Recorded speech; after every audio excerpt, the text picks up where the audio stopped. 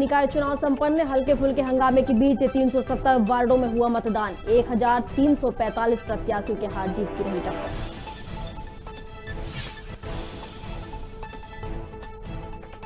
मध्य प्रदेश में बीते 24 घंटे में मिले कोरोना के 23 नए मामले। राजधानी भोपाल में कॉन्ट्रैक्ट ट्रेसिंग के 12 साल की बच्ची कोरोना पॉजिटिव पाई गई। विदेश से लौटे लोगों की कॉन्ट्रैक्ट ट्रेसिंग में संक्रमण का पहला मामला।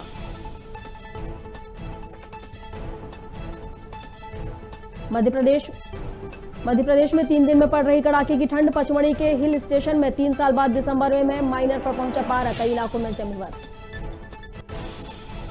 छत्तीसगढ़ में ठंड से पहली मौत। बिलासपुर में रात भर फुटपाथ पर कांपता रहा था बुजुर्ग। राहगीरों ने पहुंचाया अस्पताल, फिर भी नहीं बच सकी जान।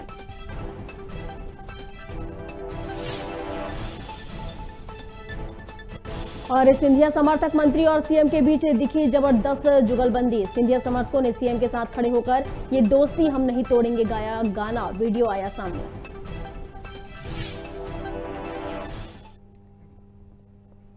नमस्कार, खबर भारत देख रहे हैं आप। मैं हूं आपके साथ प्रियंका। चलिए बढ़ते हैं खबरों की ओर। मुख्यमंत्री भूपेश बघेल 3 दिवसीय दिल्ली और यूपी दौरे पर हैं। दौरे पर जाने से पहले उन्होंने कहा कि दिल्ली में उनकी कुछ बैठकें हैं और समय मिलने पर आला कमान से भी मुलाकात की संभावना है। उसके बाद वो यूपी में उनके कुछ कार्यक्रम होंगे। आला कमान से मिलने के बाद वर्तमान मंत्रिमंडल में भी कुछ बदलाव की अटकलें लगाई जा रही हैं। निकाय चुनाव को लेकर बघेल ने कांग्रेस प्रत्याशियों की जीत की पूरी संभावना बताई है। कल दिल्ली में कुछ बैठकें हैं और परसों 2 दिन फिर लखनऊ, लखीमपुर खीरी भी कार्यक्रम है। तो कल पता चलेगा किससे मुलाकात होगी। ये भी चर्चा है कि मंत्रिमंडल में फेरबदल को लेकर के चर्चा कर सकते हैं। अभी अब देखो अपॉइंटमेंट मिले तो फिर आगे बात होगी। देखिए ये अपने हार के डर से, मतलब ये हार देख के ही वो खींचे हुए हैं और इस कारण से वो अपना आपा खो रहे हैं, धमकी देने लग गए। मतलब रमन सिंह का असली चेहरा अब सामने आया है। रथ उतरने लगा तो वो जो वास्तविक चेहरा वो सामने आ गया है। सर, अशोक गहलोत जी ने सोनिया गांधी जी को पत्र। ठीक, मुझे पता चलेगा तो मैं देखूंगा उसको। और कोई पूर्ण मतदान दिख रही है आपको? देखिए जीत की पूरी संभावना है और जीतेंगे हम। छत्तीसगढ़ के 15 निकायों के 370 वार्डों में मतदान हुआ, जिसमें 1345 प्रत्याशियों ने भाग लिया। कुछ छुटपुट झड़पों को छोड़ दें तो सभी निकायों में मतदान शांतिपूर्ण ढंग से संपन्न हुआ।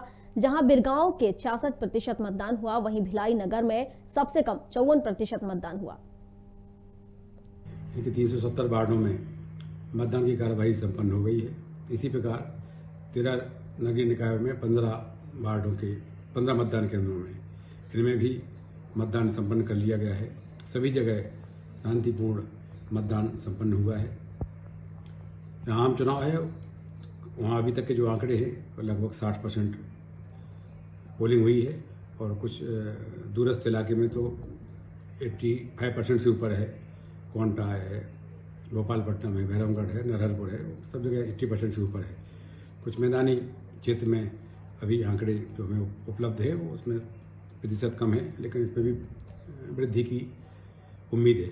उपचुनाव में जो जहाँ नगर निगम है वहाँ पर कुछ मतदान का प्रतिशत कम है, लेकिन नगर पंचायत और नगर पालिकाओं में भी वहाँ लगभग 70% मतदान हुआ है।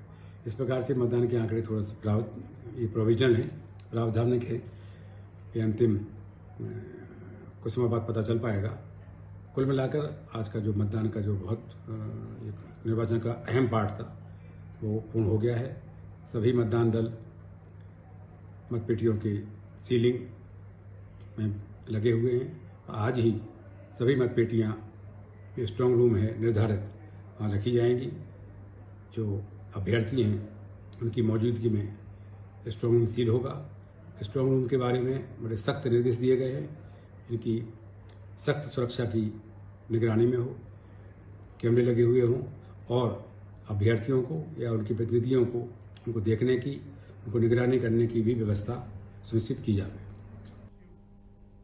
राजगढ़ जिले में अधिवक्ताओं ने न्यायाधीशों से नाराज होकर प्रदेश भर में हड़ताल की। वकीलों में कामकाज बंद कर दिया।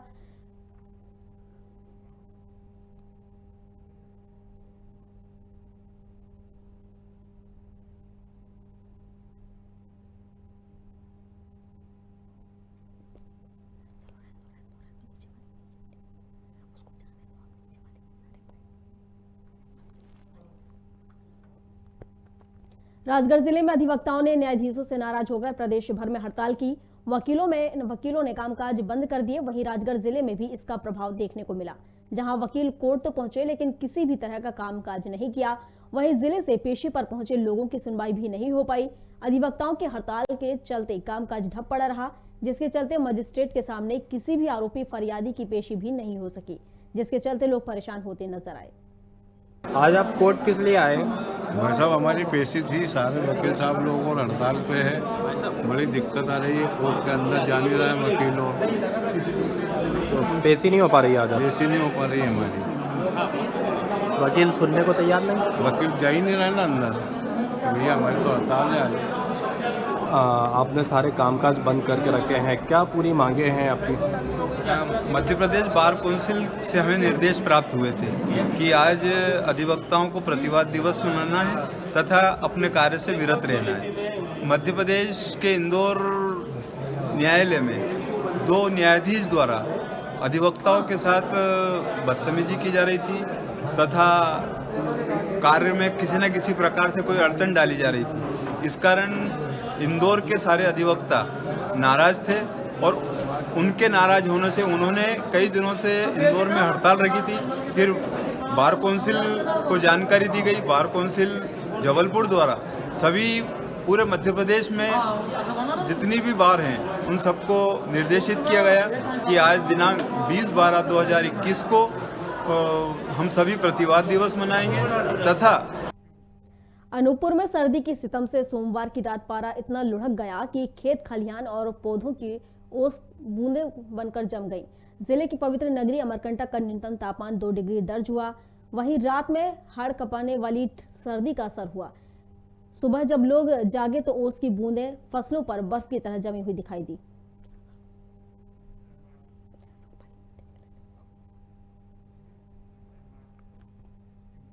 सुजालपुर में विचित्र वीर हनुमान मंदिर परिसर में बाबा खाटू श्याम का भव्य अलौकिक दरबार सजाया गया, जहां देर रात तक बाबा श्याम की प्रस्तुति के लिए विशाल भजन संध्या का आयोजन किया गया। विशाल भजन संध्या में सुजालपुर सहित आसपास के क्षेत्र से आए श्याम प्रेमी कड़ाके की ठंड में भी भजनों की ताल पर देर रात तक थिरकते नजर आए। इस भजन संध्या में अलीगढ़ के विमल दीक्षित, कानपुर की कोमल तिवारी और जयपुर के प्रमोद त्रिपाठी और अकोदिया के दीपक सिसोदिया ने अपने भजनों की प्रस्तुति दी। वहीं दिल्ली का शिवम म्यूजिकल ग्रुप आकर्षण का केंद्र रहा।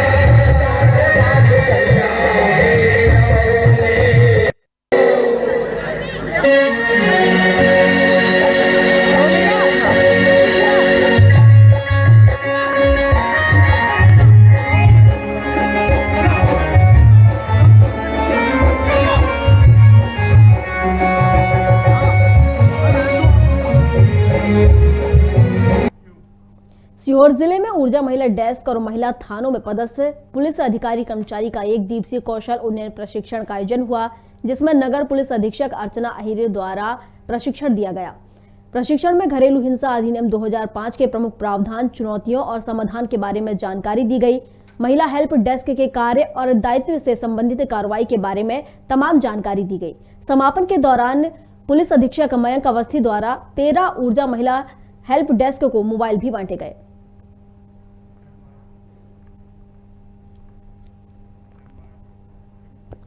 खबर भारत चैनल द्वारा समाचार देखने के बाद एक मां ने खोई हुई बेटी को पहचान लिया। मां ने कहा कि यह हमारी बच्ची है जो काफी दिनों से लापता थी। हम उसको कई दिनों से ढूंढ रहे थे। खबर भारत की खबर देखने के बाद बच्ची को पहचाना। मां अपनी बच्ची से मिलकर बहुत खुश हुई और मां बेटी में प्यार देखकर सबकी आंखें नम हो गईं। वहीं पुलिस प्रशासन ने थाना पलेरा का पुलिस स्टाफ काफी सराहनीय काम रहा उनका। हमारे संवाददाता नीलेश विश्वकर्मा के द्वारा यह समाचार दिखाया गया था, इसलिए खोई हुई महिला अपनी मां से मिल पाई। माफ कीजिएगा, खोई हुई बच्ची अपनी मां से मिल पाई। मां ने सभी लोगों को बहुत बहुत धन्यवाद कहकर अपने घर बेटी को लेकर आई।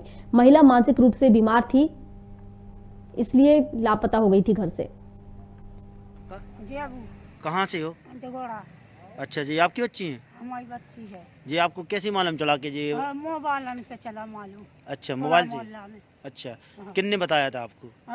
ऐसे लड़का के ठाणे थे। हाँ, तो मैं हम ठाणे थे। हाँ, तो देख लो। हाँ, तो फिर हम भगाता। अच्छा, खबर से आपको मालूम चला है कि आपकी बच्ची पलेरा में है? हाँ। अच्छा, तो फिर आपको ये कहाँ मिली आपको आपकी बच्ची? एक मिली पलेरा में। पलेरा में? हाँ। अच्छा, बताओ घर वालों आप बोल दो कहाँ से हो आप? किसी ने मारा है क्या आपको? मारा है क्या? हैं? आपको मारा है क्या किसी ने? किसी झगड़ा हुआ है? गांव वालों ने मारा क्या? कौन से गांव की हो? कौन से गांव से आई आप? क्यों? कौन से गांव से आई आप? हाथ ऐसे हाथ दिखाओ। कोई गुदा उदा है हाथ में? हाथ नाम वाम लिखा है क्या? नाम लिखा है हाथों पे? मुँह से बोल लेती। आ करो, आ करो, हाँ। जीप काढ़ो, जीप काढ़ो। जीप भी है। मैं सही कर लूंगी, रिकॉर्ड कर लेंगे। 2 राज्यों की पुलिस के लिए सरदर्द बन चुका 5000 का इनामी कुख्यात बदमाश जगवेंद्र सिंह परमार को पुलिस ने गिरफ्तार कर लिया है। आजीवन कारावास से पैरोल कर आए जगवेंद्र ने उदगुमा निवासी अवनीश शर्मा को गोली मारी थी। पकड़े गए आरोपी ने मध्य प्रदेश के सागर में सराफा व्यापारी के साथ लूटपाट की थी। इनामी बदमाश पर उत्तर प्रदेश और मध्य प्रदेश में कई संगीन अपराध दर्ज हैं, जिनका पुलिस ने 12 बोर की अधिया और 5 जिंदा कारतूस के साथ इनामी बदमाश को पकड़ा है।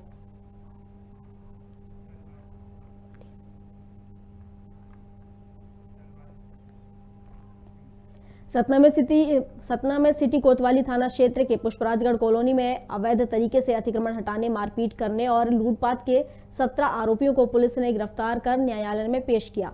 आरोपियों में एक वकील भी शामिल था। वकीलों के प्रतिवाद दिवस के चलते आरोपियों की जमानत पर सुनवाई नहीं हो सकी। इस दौरान अधिवक्ताओं की सीएसपी के साथ बहस भी हुई। आपको बता दें कि शनिवार और रविवार के दरमियान रात पुष्पकर्णी पार्क स्थित गुप्ता पैलेस सहित लोगों के घरों में बाहरी गुंडों को बुलाकर घरों में जेसीबी चलाकर तोड़फोड़ और मारपीट की गई और सामान लूटकर बंधक बनाने जैसी वारदात को अंजाम दिया गया था।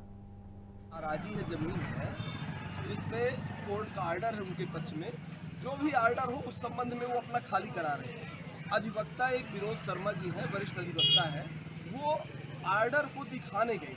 उनका सिर्फ अपराध इतना है, अगर ये अपराध है दिखाना, आर्डर दिखाना, तो उसको अपराधी माना जाए।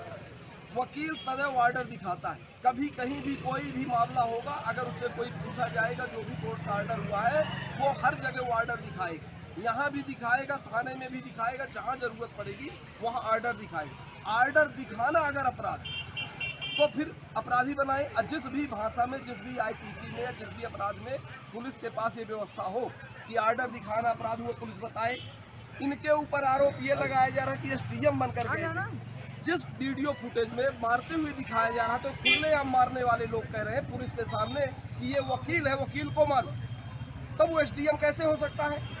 एसडीएम होने का, बनने का कोई भी अगर प्रमाण हो किसी के पास हो, कोई वीडियो फुटेज पूरे कार्यक्रम का वीडियो बना है तो ये दिखाएं। सिर्फ उनको मुलजिम बनाने के लिए अकारण एसडीएम शब्द जोड़ दिया गया है।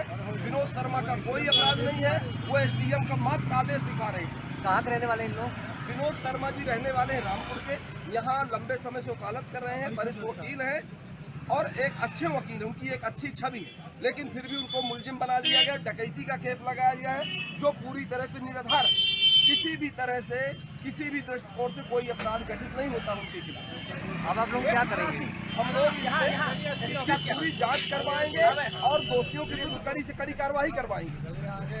प्रदेश में त्रिस्तरीय पंचायत चुनावों की घोषणा के साथ ही ग्रामीण क्षेत्रों में आधार संहिता लागू हो गई है, जिसका सख्ती से पालन कराया जाना चाहिए।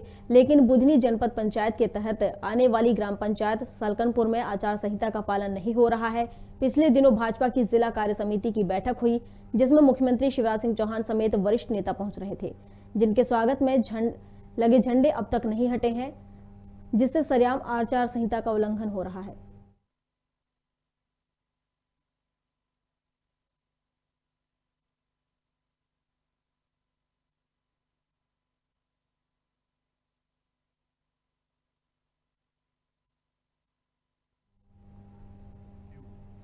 ठंड के मौसम में भी यूपी विधानसभा चुनाव को लेकर राजनीतिक गर्माहट है। बीजेपी लगातार दूसरी बार सत्ता में लौटने की जद्दोजहद में ताबड़तोड़ रैलियां कर रही है। इस चुनाव में एमपी के नेता भी सक्रिय होते नजर आ रहे हैं। सीएम शिवराज सिंह चौहान के बाद बीजेपी की महिला विंग भी यूपी चुनाव में अपनी भागीदारी को सुनिश्चित कर रही है। महिला मोर्चा की प्रदेश अध्यक्ष माया निरोनिया ने बताया कि यूपी चुनाव में भाजपा महिला मोर्चा की सभी पदाधिकारी और महिला विधायक सीएम योगी आदित्यनाथ की जन कल्याणकारी योजनाओं को लेकर जन जागृत करेंगी। उत्तर प्रदेश में होने वाले चुनाव में महिला मोर्चा की हमारी समस्त पदाधिकारी बहनें, विधायक बहनें, भारतीय जनता पार्टी की महिला पदाधिकारी बहनें अपने अपने क्षेत्रों में जहां पर उनको दायित्व दिया जाएगा वहां पर बहने जाएंगी। और उत्तर प्रदेश चुनाव में योगी आदित्यनाथ हमारे मुख्यमंत्री जी, जिन्होंने बहुत अच्छे काम किए हैं, उन कामों को लेकर घर घर तक, दरवाजे दरवाजे तक भारतीय जनता पार्टी मध्य प्रदेश का महिला मोर्चा जाएगा और भारतीय जनता पार्टी का कमल का फूल दोबारा खिले, इसके लिए जन जागृति पैदा करेगा।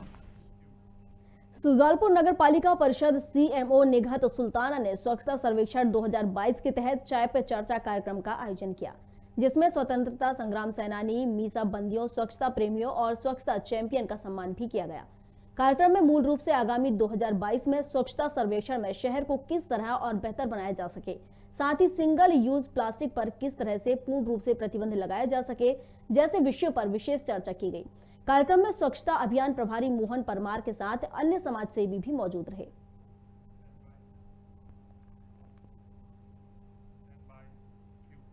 त्रिस्तरीय पंचायत चुनाव को लेकर नामांकन के आखिरी दिन ठीकरी में उम्मीदवारों की लंबी कतारें देखने को मिली। रोचक बात यह रही कि नामांकन केंद्र में बाहर ही वैक्सीनेशन सेंटर भी बनाया गया था। लोगों में नामांकन जमा करने व मतदान को लेकर काफी उत्साह देखने को मिला। फार्म को लेकर मेला लगा हुआ नजर आया, तो वहीं कुछ दिन पहले उड़ी चुनाव निरस्त को लेकर अफवाहों के चलते कई लोग असमंजस में फार्म जमा करने नहीं पहुंच पाए। आज त्रिस्तरीय पंचायत राज निर्वाचन की जो है जनपद पंचायत ठीकरी में पंच, सरपंच और जनपद सदस्य के लिए नॉमिनेशन का अंतिम दिन था।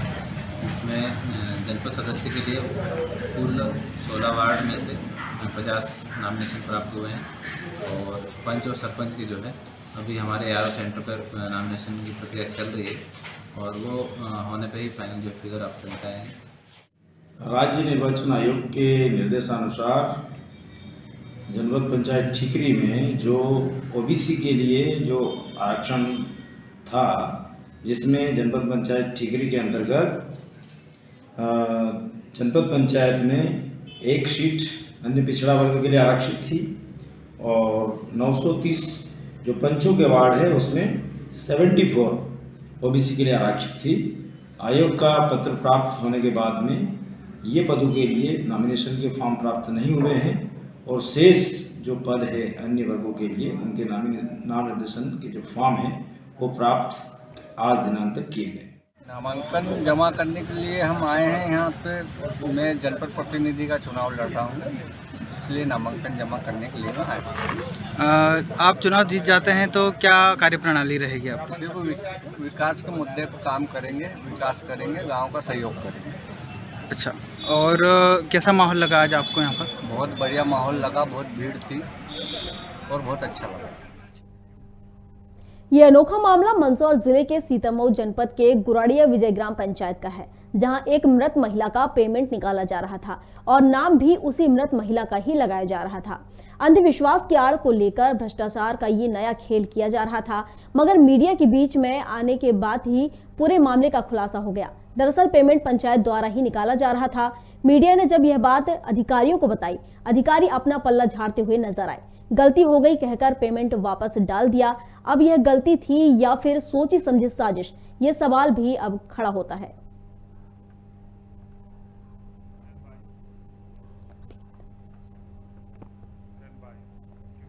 अनूपपुर जिले के जनपद पंचायत के अंतर्गत ग्राम पंचायत सकोला में कचरा स्टॉक निर्माण कार्य चल रहा है, जिसमें मजदूरों को लेकर रोजगार न देने के उद्देश्य से बकायदा जेसीबी से काम लिया जा रहा है।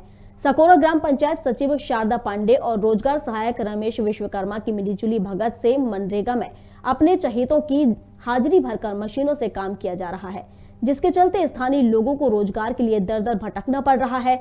बता दें कि इन दोनों पर पहले भी भ्रष्टाचार के आरोप लग चुके हैं।